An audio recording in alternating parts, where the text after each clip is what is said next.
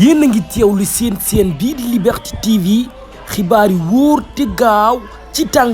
bi ñu ngi lay ñaan nga daal di abonné wu te activer cloche de notification yi vidéo bu dëggu nga bokk ci ñu koy njëkk a am.